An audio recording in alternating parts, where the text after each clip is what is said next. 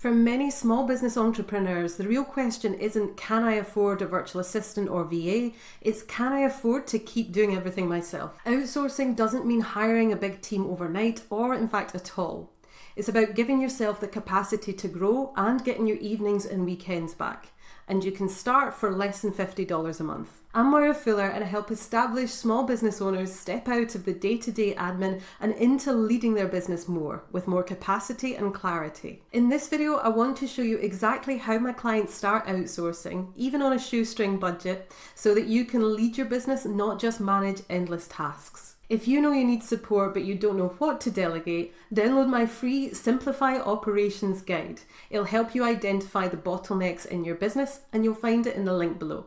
First step, check your capacity. Look at the areas or tasks that are draining your energy. What's making you feel really frazzled at the end of the day? It's not just about the time things take, it's about whether they lift or drain your energy. When I work with clients, we look at their admin energy drains. Customer service, logistics, back of house tasks, the ones that drain them. Here's some red flags to look out for.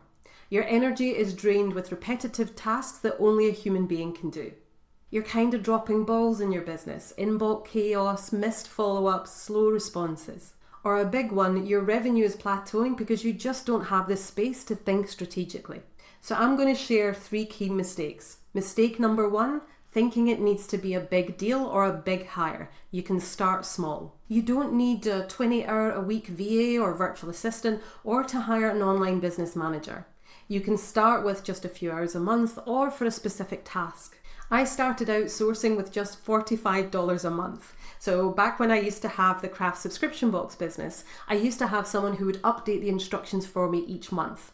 And that would involve taking an InDesign file that already existed, updating it with new text and new images. Nothing fancy, just one little project, but honestly it felt like such a release valve. One repetitive task off my plate and suddenly it opened up so much more space and energy. And it showed me you really can start small. You don't need to have a big budget or someone doing lots of hours a month for you to feel the difference. Especially if you've been burned before, experiment with letting go of one repeating task and feel that release valve effect. Mistake number 2, virtual assistant or system first.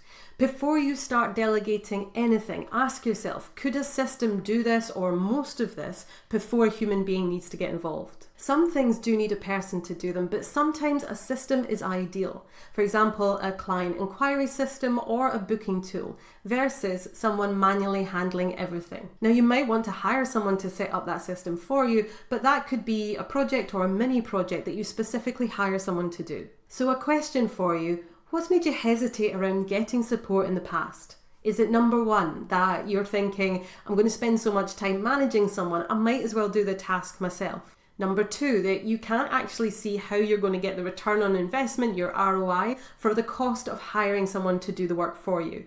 Number 3, that you feel like your business might be too small to get support? Or is it number 4, that you just don't feel comfortable trusting someone when you do delegate? Let me know in the comments, I would love to hear. And look out for my next video where I'm going to talk about key delegation mistakes and how to build that trust. Okay, I just mentioned it, but mistake number 3 is that you just can't see the ROI, the return on investment of you spending money on getting support. Now, this isn't blanket advice for everyone. There is nuance here. The stage of business that you're at, this just may not make sense. However, if you were nodding along to all the things where I was talking about how you can recognize that you may need support, then this is for you.